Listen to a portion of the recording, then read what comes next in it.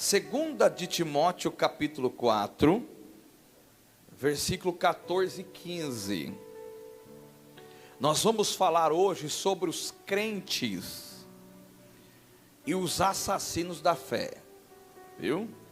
Os crentes e os assassinos da fé. Eu vou repetir: os crentes e os assassinos da fé. Vamos lá, lendo o texto. Diz assim a palavra de Deus: Alexandre, o latoeiro, causou-me muito males. O Senhor lhe pague segundo as suas obras.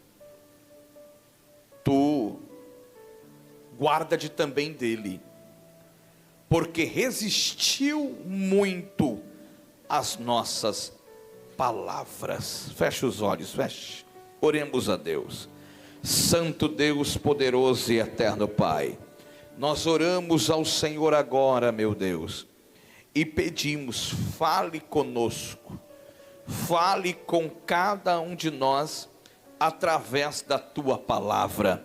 Fale com cada um dos irmãos e irmãs que estão aqui entre nós. Fala conosco, ó Deus. Nós pedimos em nome de Jesus, o teu filho. Fala com esta igreja. E todos digam amém, Jesus. Podei vos assentar e glorificar a Deus com palmas bem forte.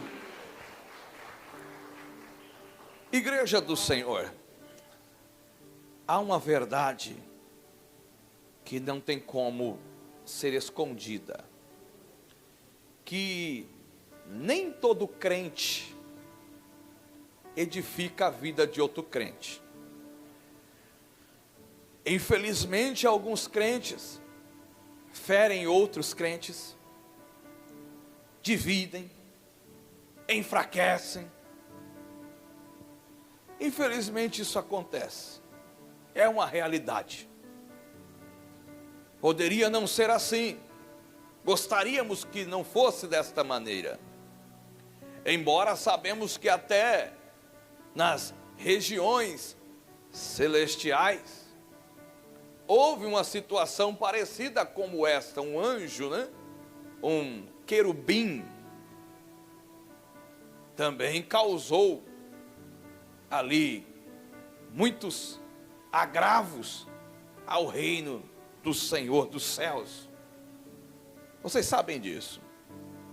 E é sobre isso que eu gostaria de pregar aqui nesta noite: os crentes e os assassinos da fé.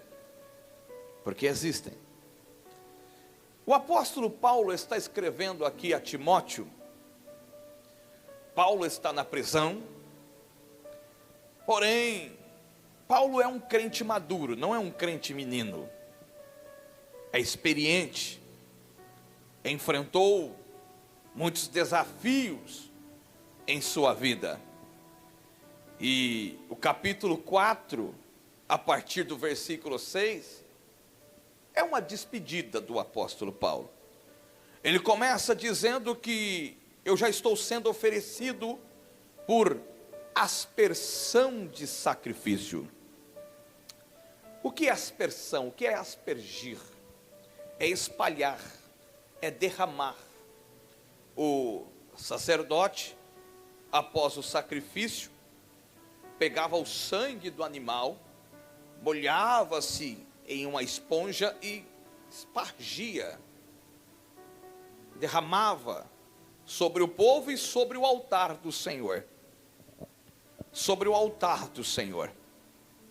E o que o apóstolo Paulo está querendo dizer aqui? Nós sabemos que Jesus é o sacrifício perfeito, que não necessita de outro sacrifício e não necessita de outra aspersão de sacrifício, uma vez que Jesus já morreu por nós no Calvário.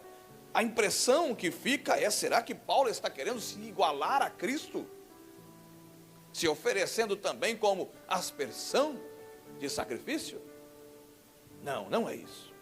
O apóstolo Paulo está dizendo aqui que ele está colocando a vida dele totalmente no altar do Senhor, que ele está colocando a vida dele totalmente à disposição do Senhor. Quem me entende, diga glória a Deus. Então, quando Paulo está dizendo que ele está sendo oferecido por aspersão de sacrifício, ele está dizendo: já não tenho mais por preciosa a minha vida, eu abri mão de muitas coisas, porque eu entreguei a minha vida no altar do Senhor, eu entreguei a minha vida no altar do Deus Todo-Poderoso.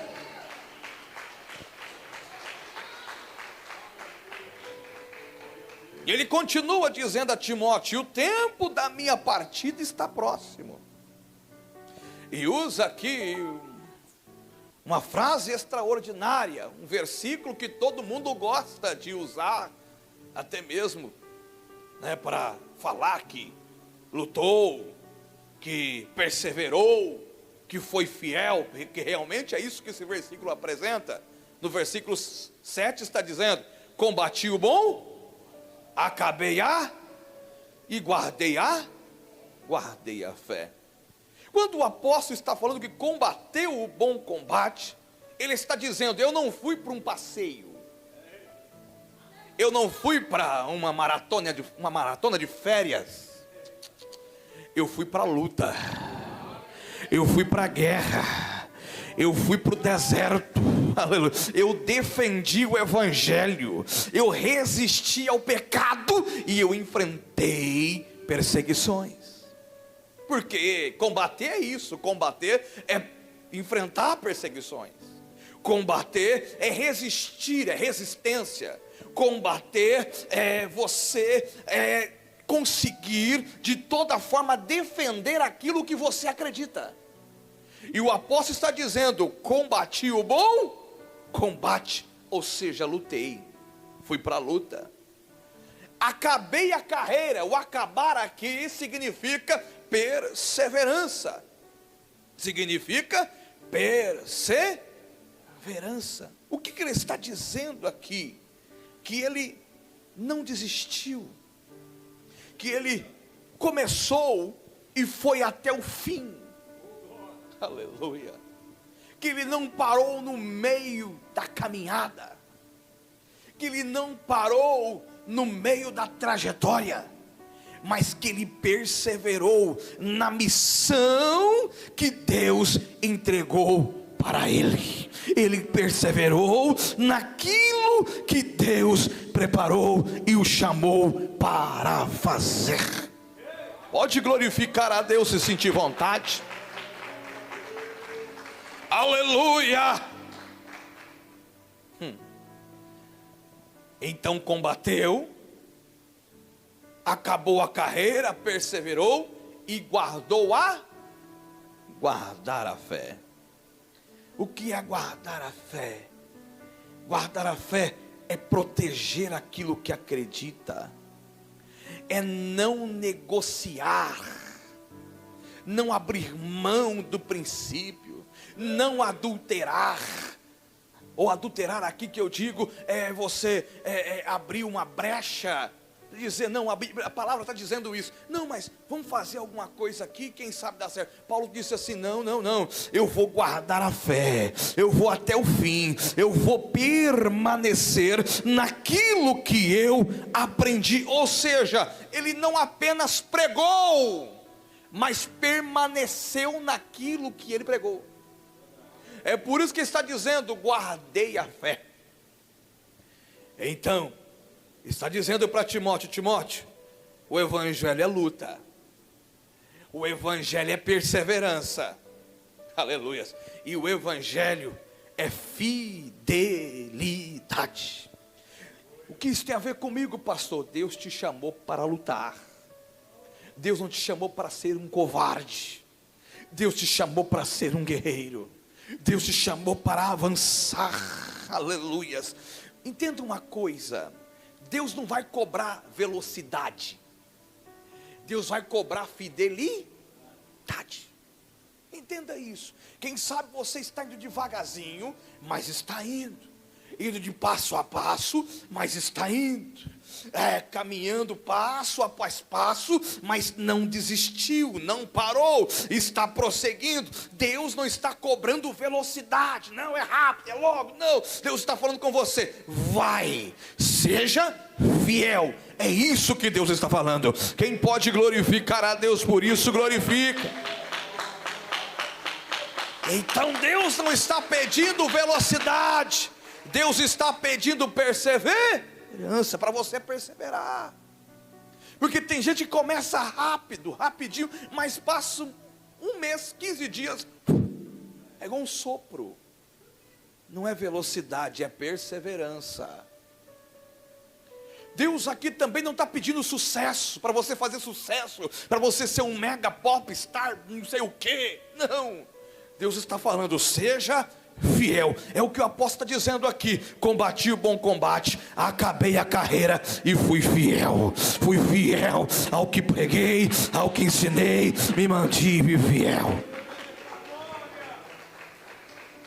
E esta carta é tão extraordinária, que o apóstolo aqui no capítulo 4, ele vai falando que foi desamparado, que deixou aqui Trófimo doente em Mileto, e que foi traído por Alexandre o latoeiro. Alexandre aqui é o assassino da fé. Paulo apresenta este homem como alguém que causou a ele muito males. Muito males. E este Alexandre não era ímpio, não. Este Alexandre era, entre aspas, um cristão, uma pessoa que disse que havia se convertido. Abra sua Bíblia, 1 de Timóteo capítulo 1, aproveitando que você está aí com a Bíblia aberta, o capítulo 19, versículo 20. Depois, outro presbítero que está aqui comigo, pode abrir em Atos dos Apóstolos 19, versículo 33. E outro no versículo 20 de Atos, no capítulo 20, no versículo 29 até o 30. E eu vou ler aqui 1 de Timóteo, capítulo 1, versículo 19 até o 20. Escuta isso. Tem glória a Deus aí? Tem? Vou ler a partir do 18. Este mandamento te dou, meu filho Timóteo, que, segundo as profecias que houve acerca de ti, milites ou lute por elas por boa milícia, conservando a fé e a boa consciência, rejeitando o qual alguns fizeram naufrágio na fé. Escuta isso, naufrágio na fé. Quem foi, Paulo, que naufragou na fé? Entre estes, versículo 20, Himeneu e Alexandre, os quais entreguei a Satanás para que aprendam a não blasfemar. Alexandre estava na fé, mas naufragou na fé. O que é naufragar? Naufragar é afundar. Este homem começou na fé. Só naufraga quem está navegando. Só naufraga quem está com um barco no meio do mar. Barco na areia parado não naufraga. Ou seja, Alexandre aqui estava na fé, mas naufragaram na fé, afundaram na fé. E este Alexandre, a Bíblia vai dizer que ele resistiu às palavras do apóstolo. Esse assassino na fé, ele começa a resistir o que o apóstolo estava ensinando, o que o apóstolo estava falando, mostrando que algo chamado oposição interna. A oposição não estava vindo de fora da igreja, a oposição estava vindo de dentro da igreja. A oposição era de dentro da igreja. O assassino espiritual estava ali dentro da igreja. Quem me entende, diga glória a Deus. O assassino da fé não estava do lado de fora, não estava pulando carnaval, não estava na biqueira de drogas. O assassino da fé não estava ali no ponto de prostituição. O assassino da fé estava dentro da própria igreja. Amém? Pastor, mas e agora? Então não vou vir mais para a igreja. Irmãos, preste atenção. O próprio Jesus Cristo disse que foi Ele que edificou esta obra, foi Ele que edificou esta igreja, e as portas do inferno não prevalecem contra ela. As portas do inferno não prevalecem contra esta obra. Pode levantar assassino da fé, pode levantar o que for, nosso Senhor Jesus sempre vencerá. Sempre vencerá. Tem mais aí? Quem pode ler mais? Leia para mim. Atos dos Apóstolos, capítulo 19. O senhor abriu 19? 33. Vai lá então, vai lá. Então, tiraram Alexandre dentre a multidão, impelindo os judeus para diante. E Alexandre, acenando com a mão, queria dar razão disto ao povo. Olha bem, aqui o apóstolo Paulo está diante de uma situação que ele começa a pregar na cidade de Éfeso, é isso? Éfeso. E o povo começa a abandonar a idolatria, começa a abandonar os deuses. Há uma hipótese que seja que esse mesmo Alexandre, porque Paulo chama de latoeiro. Latoeiro é uma profissão, alguém que trabalhava com metal, alguém que fazia utensílios de metal, armas e até mesmo ídolos de metal. E o que eu quero dizer para vocês aqui é que este homem, ele era influente, ele tinha uma certa influência, a ponto de se colocar no meio da multidão, levantar as mãos, ó, calma aí, e o povo ouvir. Mas depois que descobriu que ele era um judeu, aí a situação apertou para o lado dele. Isso. Ele está fazendo uma confusão. O pastor Roberto está dizendo ali, não era alguém anônimo, era alguém conhecido. Preste atenção. O assassino na fé, infelizmente se levanta e é alguém que é muito conhecido, que é influente, que está no meio do povo, que consegue falar bem, conversa bem, e não sei o que, não sei das quantas, atrai as pessoas, todo mundo fica encantado, olha que maravilha, mas é um verdadeiro assassino da fé. Amém? Mas graças a Deus, Deus está nos dando discernimento espiritual para realmente conhecer aquele que é e aquele que não é. Mais alguém? Paulo faz um alerta que está em Atos dos Apóstolos, capítulo de número 20, versículo 29 ao 30. Abriram aí? Ele vai fazer um alerta porque Paulo está saindo desta cidade e indo para Jerusalém. Alguns alertaram Paulo, Paulo não volta não, porque você vai ser preso lá. Não volte porque não vai ficar bom para você, vão te matar lá. E Paulo está dizendo, não, eu vou voltar, porque Deus tem algo comigo lá em Jerusalém e estou voltando para lá. Vamos lá, acharam? Capítulo 20 de Atos dos Apóstolos, no versículo 29 ao 30. Vamos lá, meu filho, leia a Bíblia.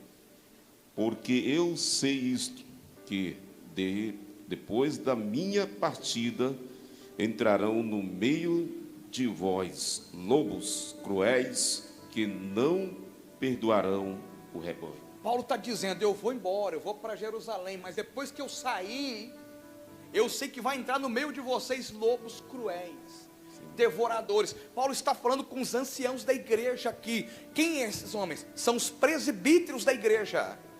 Paulo está falando, escuta isso aqui. Acabou de ler? Termina de ler, pode ir. E que dentre vós mesmos se levantarão homens que falarão coisas perversas. Espera aí, dentre vós mesmos, não é lá no carnaval? Não é na biqueira de drogas? Não é no meio da facção? É entre vós mesmo. Dentro da própria igreja. Pode continuar, por favor. Se levantarão. Perdi. Pode continuar de novo o versículo aí, 30. E que dentre vós mesmos se levantarão homens que falarão coisas perversas para atraírem os discípulos após si. Está entendendo? Paulo está dizendo para os presbíteros da igreja: cuidado, vigiem. Pode sentar, pode sentar. Vigiem, porque no meio de vós levantará lobos, assassinos. Por que o lobo? O lobo vem fazer o quê? O lobo vem fazer carinho na ovelha? Vem brincar? Não vem não, o lobo não vem brincar não. Lobo vem para destruir. Lobo, ele vem para destroçar, para estraçalhar a ovelha. Vem para matar mesmo, para devorar. Quem me entende, diga glória a Jesus. Esse é o papel do lobo. Só que Paulo está dizendo para os anciãos, para os presbíteros: fiquem atentos. E vou falar para vocês aqui de novo, presbíteros. Fiquem atentos. Quando vocês perceberem que existem no meio do rebanho lobos, homens ou até mulheres, com má intenção de destruir a obra, de destruir a igreja de Cristo, vocês precisam agir, porque Deus deu para vocês essa autoridade de cuidar do rebanho do Senhor, de cuidar do rebanho de Cristo. Pode glorificar a Deus, glorifique a Jesus. Olha o que Jesus faz. Paulo deixa o alerta: eu vou embora, mas tomem conta da igreja, presbíteros. Tomem conta da igreja, homens, que vai se levantar no meio de vocês. Oh, Jesus Cristo. Então Alexandre não era ímpio. Não era um ímpio. Como era alguém dentro da igreja. E causou muitos danos espirituais, ministeriais, emocionais. Tanto que o apóstolo chega a dizer: o apóstolo aqui é um cara, eu não vou falar um cara não, vamos falar uma pessoa dura. Como vocês dizem aqui, né? Eu sou duro. O apóstolo era duro. Enfrentou naufrágios. Foi ali picado por uma víbora, chacoalhou o braço, a víbora saiu para lá, jogou dentro do fogo. Era duro. Só que ele está dizendo aqui que esse homem causou para ele muito males. Causou males. Por que ele causou males? Porque ele resistiu à palavra. Repita: resistência à palavra. O que é resistir à palavra? É conhecer a verdade, mas não aceitar a correção. A pessoa sabe que está errada, sabe que está fazendo errado, e não aceita ser corrigido. E pior, ainda combate a verdade. Fica combatendo e batendo de frente. Está sabendo, conhece a verdade e fica combatendo. O sangue de Jesus tem poder. E isso gerava o quê? Gerava uma oposição. Ele conseguiu fermentar o povo. Tanto que o Paulo fala o que para ele? Fala: eu vou entregar na mão de Satanás para que, quem sabe, no último dia a alma seja salva. E aí? Olha a situação desse assassino da fé. Só que o apóstolo Paulo é homem maduro, é homem cheio de Deus. Eu tenho certeza que o apóstolo Paulo amava a vida desse Alexandre. Tenho certeza que o apóstolo Paulo, apesar de alguns dizer que o apóstolo era colérico, né? Temperamento colérico, mas eu tenho certeza que Paulo amava a vida desse homem, que tentou corrigir, tentou ajudá-lo, falava com ele, mas olha o que está dizendo aqui, ó. Ele me causou muito males. E Paulo não se vinga. Paulo poderia ter se vingado, ter feito igual Tiago e João quis fazer quando foram expulsos de Samaria. Foram expulsos pelos samaritanos, dizendo: Jesus, vamos orar para que fogo do céu desça e consuma esses homens aí, acabem com eles de uma vez. Só que Paulo faz diferente. Paulo não se vinga, ele entrega a Deus, dizendo assim: o Senhor lhe pague segundo as suas obras. Porque na ira do homem a justiça de Deus não opera. se você deixar essas causas que você não consegue resolver na mão do Senhor, pode ter certeza que a justiça de Deus não falha. A justiça do Senhor não falha. Você pode glorificar a Deus por isso?